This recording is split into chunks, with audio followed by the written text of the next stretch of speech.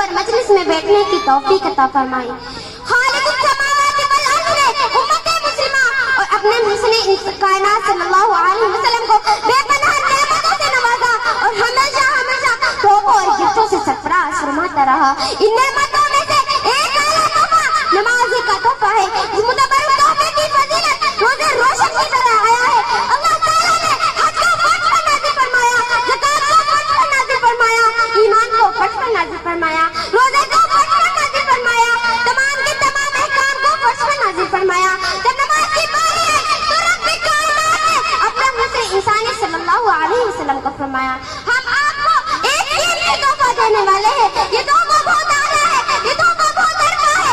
आला शय को आला ही जगह पर अता किया जा सकता है, लिहाजा नमाज को अर्श पर बुला कर अता किया गया।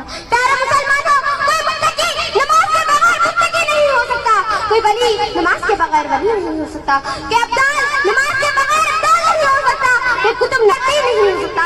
इसलिए कि दुनिया के सबसे बड़े मुत्तकी, सबसे बड़े कुतुब, सबसे बड़े अब्दाल, सबसे बड़े मुत्तकी, सबसे बड़े पीर, सबसे बड़े हाकिम, सबसे बड़े फाजिल और सबसे बड़े हुजूर मोहम्मद अरबी सल्लल्लाहु अलैहि वसल्लम ने खुद नमाज अदा की और उनके रिवायत है सहाबा किराम की नमाज की पाबंदी की। तबे ताबीन ने भी नमाज को तर्क नहीं किया, ताबीन ने भी नमाज पर दवामत की, अइम्मा मुजतहिदीन ने नमाज को पकड़े रखा, बुजुर्गान दीन ने भी नमाज को कायम रखा। कोई बता दीजिए, कोई बता दीजिए कि किसी नबी ने नमाज तर्क की हो और वो नबी बन गया हो, कोई मुत्तकी नमाज के बगैर मुत्तकी बन गया हो।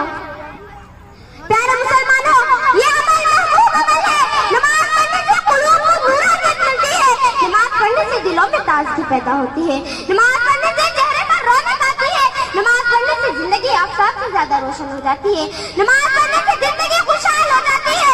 नमाज उस वक्त चिराग का काम करती है जहाँ चारों तरफ अंधेरा ही अंधेरा हो, जहाँ दाएं भी अंधेरा हो, जहाँ बाएं भी अंधेरा हो, जहाँ ऊपर भी अंधेरा हो, जहाँ नीचे भी अंधेरा हो, जहाँ आगे भी अंधेरा हो, जहाँ पीछे भी अंधेरा हो, जहाँ रोशनी का कोई निजाम नहीं, यानी कब्रिस्तान में नमाज पढ़ने से मसाइब और परेशानी दूर हो जाती है।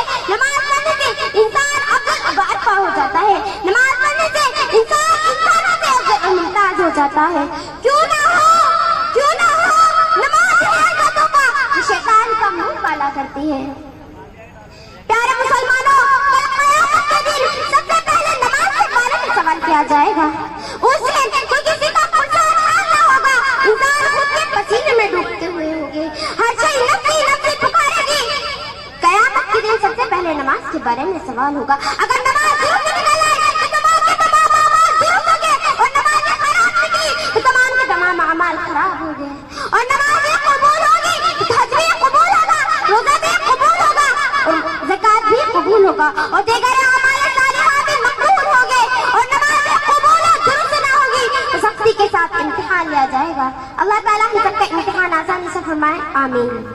बेअदबी मिल्लत आपके दौर में कितनी खूबसूरत और आलीशान मस्जिदें की तामीर की जाती है, लेकिन उसमें अल्लाह को याद करने वाले कम लोग नजर आते हैं। बाहर जगह तो आलीशान मस्जिदें वीरान और कब्रिस्तान नजर आते हैं।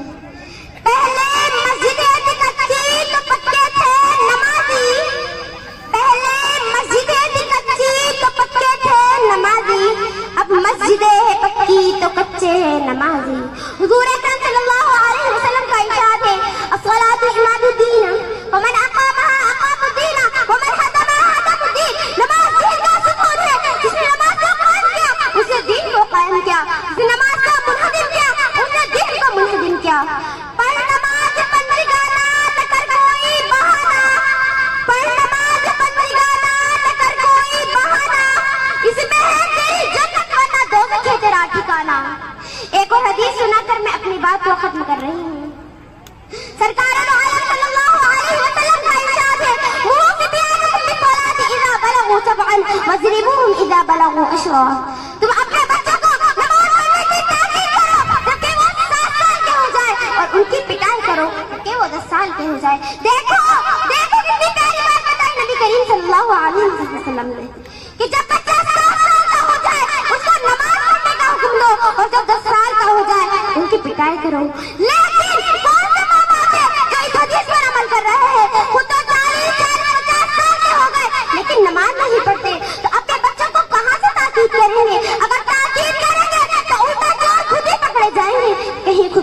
ضائع نہ ہو جائے. اس لیے میں ان نمازی بھائیوں سے درخواست کرتی ہوں, عاجزانہ ریکویسٹ کرتی ہوں, جو حضرات غفلت کی چادر اوڑھ کر نماز پڑھ رہے ہیں, 50-50 سال سے نماز پڑھ رہے ہیں, لیکن ان کو سورہ فاتحہ یاد نہیں, اتحیات یاد نہیں, نماز کے فرائض و واجبات یاد نہیں. اب آپ ہی بتائیے کہ جب وہ نمازی نماز کے فرائض چھوڑ دیں گے تو نماز کہاں سے ہو جائے گی؟ جب وہ نمازی نماز کے واجبات چھوڑ دیں گے تو نماز کہاں سے ہو جائے گی؟ اس لیے پیارے مسلمانوں, کوئی بھی کام کرنے سے پہلے اس کو سیکھا جاتا ہے. بغیر سیکھے کوئی بھی کام صحیح سے نہیں کر سکتے. یہ تو نماز ہے, تمام عبادتوں میں سے افضل ہے. اس کو بغیر سیکھے آپ کیسے پڑھ رہے ہیں؟ تمام حضرات سے درخواست ہے کہ اپنی نمازیں درست کرا دیں, کسی کو سنا کے دیکھ لیں, یہی زندگی بھر کی نمازیں خراب اور ضائع نہ ہو جائیں. اللہ تعالیٰ ہم سب کو عمل کرنے کی توفیق عطا فرمائے. آمین ثم آمین. ایک ہی صف میں کھڑے ہو گئے محمود آیات, ایک ہی صف میں کھڑے ہو گئے محمود آیات, نہ کوئی بننا رہا نہ کوئی بننا نماز, وما علینا الا البلاغ. السلام علیکم. بہت خوبصورت گفتگو یہ بچی کر رہی تھی.